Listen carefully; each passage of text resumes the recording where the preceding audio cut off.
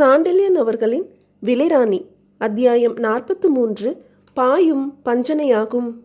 மசாகாவின் மந்திராலோசனை மண்டபத்தை விட்டு சாணக்கியரும் சந்திரகுப்தரும் வெளியேறிய பிறகு அரியணை படியில் நின்றிருந்த மகாராணி தொப்பென்று சிம்மாசனத்தில் விழுந்தாள். முகத்தை தனது இரு கைகளிலும் புதைத்து கொண்டு விம்மினாள். அந்த விம்மலில் அவள் முதுகும் தலையும் அசைந்த அழகை கண்டதும் வீரகுப்தன், இப்பேற்பட்ட வீர மகாராணி அழகில் மிக்கவள், அறிவில் மிக்கவள், ஏன் இப்படி கோழையாக இருக்க வேண்டும் என்று தன்னைத்தானே கேட்டுக்கொண்டதன்றி அவளை தேற்றவும் முற்பட்டு மகாராணி என்று அழைத்தான் ஒரு முறை. அந்த அழைப்பை கேட்டும் எழுந்திருக்கவில்லை கிருபாராணி. தனது துயரத்தை மெல்ல ஒதுக்கி கைகளை முதலில் வைத்த நிலையிலேயே கண்களை சேலையால் துடைத்து கொண்ட பிறகு தலை நிமிர்ந்தாள். வீரகுப்தனை கண்ட அவள் கண்களில் நெருப்பு பொறி பறந்தாலும் சொற்கள் சாதாரணமாகவே வந்தன அவள் அழகிய ஆதரங்களில் இருந்து. என்ன வீரகுப்தரே என்று அவள் கேட்டபோது அவள் உணர்ச்சிகளை பெரிதும் அடக்கி கொண்டாள் என்பதை புரிந்து கொண்ட வீரகுப்தன், உங்கள் அனுமதிக்காக காத்திருக்கிறேன் என்றான். எதற்கு அனுமதி என்று கேட்டாள் மகாராணி. நான் சற்று முன்பு கூறியபடி மசாகாவின் படையில் கால்பாகத்தை என் படையுடன் சேர்த்து கொள்ளவும் என் படையில் கால்பாகத்தை உங்கள் படையுடன் இணைக்கவும் அனுமதி கோருகிறேன் என்றான் வீரகுப்தன். அடிமையின் அனுமதி இல்லாமல் இது நடக்காதா என்று கிருபாராணி கேட்டால் வெறுப்புடன். தாங்கள் அடிமை இல்லை என்பதை ஏற்கனவே தெளிவுபடுத்திவிட்டோம். அதை திரும்பவும் சொல்ல அவசியமில்லை. தாங்கள் அந்த சிம்மாசனத்தில் இப்பொழுதும் அமர்ந்திருப்பதே அதற்கு சாட்சி என்றான் வீரகுப்தன். படைகளை பிரிக்கவும் கலக்கவும் இந்த ராத்திரியில் என்ன அவசரம் என்று கிருபாராணி வினவினாள். நாளை சக்கரவர்த்தியின் திருமணத்தின் போது இந்த மசாகா நகரம் அமைதிக்கும் அழகுக்கும் எடுத்துக்காட்டாக இருக்க வேண்டும். சக்கரவர்த்திக்கு நாளை ஜெயகோஷம் செய்யும் போது ஒற்றுமையுடனும் மகிழ்ச்சியுடனும் அந்த அணிவகுப்பு நடைபெற வேண்டும். இரவே நான் போர்க்களத்தை சுத்தி செய்து நகரத்தை அலங்கரிக்க வேண்டும் என்று விளக்கினான் வீரகுப்தன். கிருபாராணி சிறிது சிந்தித்தாள். அவளிடமிருந்து பெருமூச்சொன்று கிளம்பியது. சரி, அப்படியே செய்யுங்கள். உதவிக்கு எங்கள் படைத்தலைவர் வருவார் என்று கூறினாள் பெருமூச்சை தொடர்ந்து. படைத்தலைவரை சிறிது இழிவுடன் நோக்கவும் செய்தாள்.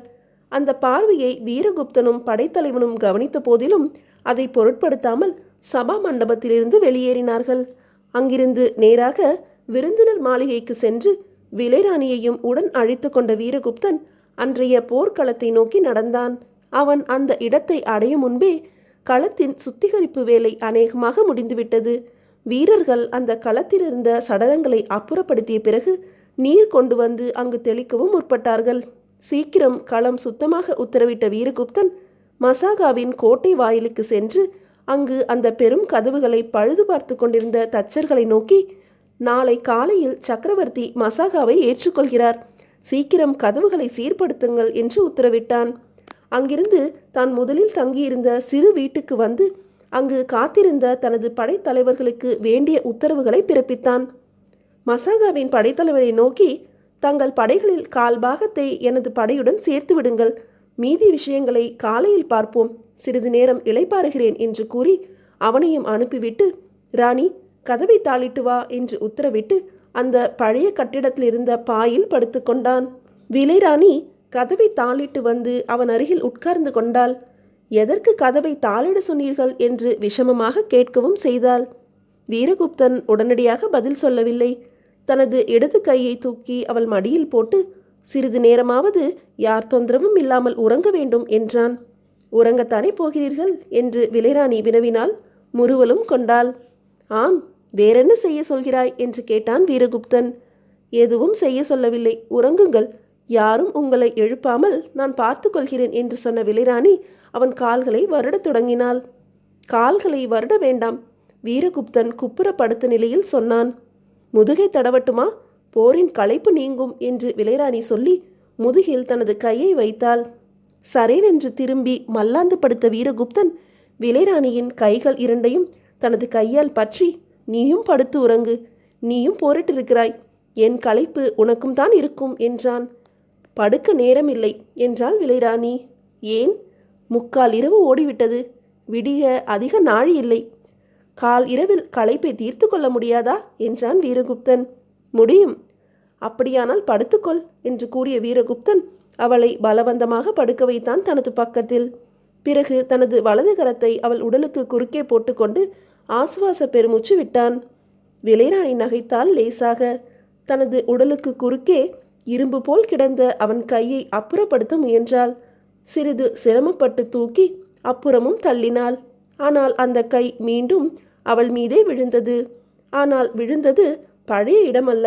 இதனால் வெகுண்ட விலைராணி, கையை எடுங்கள் என்றாள். ஏன்?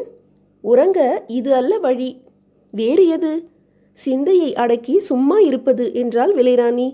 சிந்தையை அடக்கி சும்மா இருக்க வேண்டியவன் துறவி. விலைராணி உள்ளுர நகைத்து கொண்டாள். நீங்கள் துறவி அல்லவா என்றும் கேட்டாள்.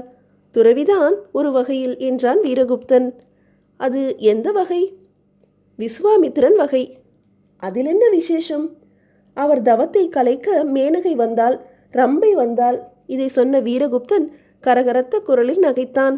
அவன் சொற்களை கேட்ட விலைராணி வெகுண்டு, உங்கள் தவத்தை இங்கு யாரும் கலைப்பாரில்லை, உறங்குங்கள் என்று கூறி திரும்பி அவனுக்கு முதுகை காட்டிக்கொண்டு படுத்தாள்.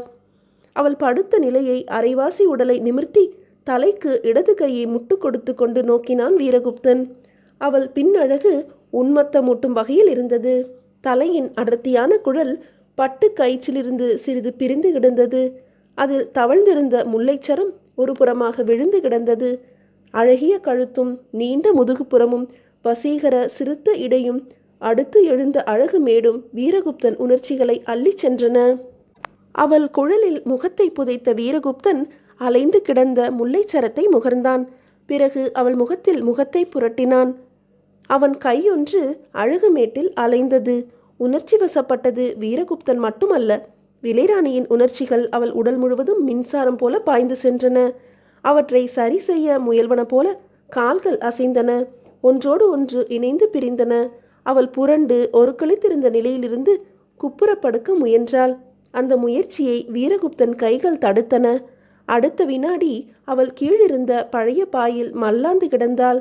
வீரகுப்தன் முரட்டு இதழ்கள் அவளது இன்ப இதழ்களை நாடின. அவள் குழல்கள் அடுத்த கட்டத்தை மறைக்க விரித்து திரை போட்டன. அவள் கையொன்றும் எழுந்து அவன் கழுத்தை வளைத்தது. இருவரும் சொர்க்கத்துக்கு செல்லும் நிலை வெகு துரிதமாக உருவாகி கொண்டிருந்தது. அந்த சமயத்தில் எதையோ நினைத்து கொண்ட வீரகுப்தன் சட்டென்று அவளிடமிருந்து விலகி படுத்தான். ஏன், என்ன என்று மெதுவாக கேட்டாள் விலைராணி. படுத்த வீரகுப்தன் எழுந்து அவள் பக்கத்தில் உட்கார்ந்து கொண்டான். ராணி, படுத்து சில நிமிஷங்களாவது உறங்கு, விடியும் நேரமாகிவிட்டது என்றான். எழுப்பியது நீங்கள்தானே என்றாள் விலைராணி. அது தவறு. ஏன்? இந்த பாயல்ல நீ படுக்க வேண்டிய இடம். அவள் நகைத்தாள். ஏதோ சாக்கு சொல்கிறீர்கள் என்றாள். இல்லை ராணி, வீரகுப்தன் மனைவி படுக்க வேண்டியது இந்த பழுதடைந்த பாயல்ல என்றான், மீண்டும் ஏதோ சொல்ல வேண்டும் என்பதற்காக. விலைராணி அழகாக புன்முறுவல் செய்தாள். வேட்கை நிரம்பிய கண்களை அவன் கண்களோடு கலந்தாள். அன்பு மட்டும் இருக்குமானால் பாயும் பஞ்சனையாகும், இல்லையேல் பஞ்சனையும் படு நரகமாகும் என்றால் அவள் அவன் கண்களை கவர்ந்தபடியே. வீரகுப்தன் கைகள் அவளை அப்படியே கட்டாக தூக்கி மடியில் வைத்து கொண்டன. அந்த நிலையில் சொன்னான், ராணி, நாம் இருவரும் சதிபதிகள் என்று. ஆம். விலைராணி மேற்கொண்டு ஏதும் பேசவில்லை. இருப்பினும் இருவரும் இன்னும் திருமண பூர்த்தி பெறவில்லை என்று சுட்டிக்காட்டினான் வீரகுப்தன். பூர்த்திக்கு யார் தடை? முணுமுணுத்தாள் ராணி. அவள் முணுமுணுப்பில் இருந்த இதய வேட்கையை கவனிக்கவே செய்தான் வீரகுப்தன். ஆகவே ராணி என்று மெதுவாக அழைத்தான். தடை நீயும் அல்ல, நானும் அல்ல என்றான். வேறு யார்? யாரும் இல்லை, நான் செய்த சபதம். இதை கேட்டதும் சட்டென்று திரும்பிய ராணியை இறுக அணைத்து கொண்ட வீரகுப்தன், ஆம் ராணி, ஒரு சபதம் செய்தேன், சாணக்கியர் உத்தரவால். அது நிறைவேறும் காலமும் வந்துவிட்டது. அந்த ஒரு தடை இல்லாவிட்டால் நீ சொன்னபடி இந்த பாயும் பஞ்சனையாகி இருக்கும். ஆனால் சபதத்தை மீற முடியவில்லை என்று அவள் காதுக்கு அருகில் சொல்லி அவள் கன்னத்தோடு தன் கன்னத்தை இழைத்தான். சபதத்தை விளக்கவும் முற்பட்டான். அது என்னவென்று அடுத்த அத்தியாயத்தில் காணலாம்.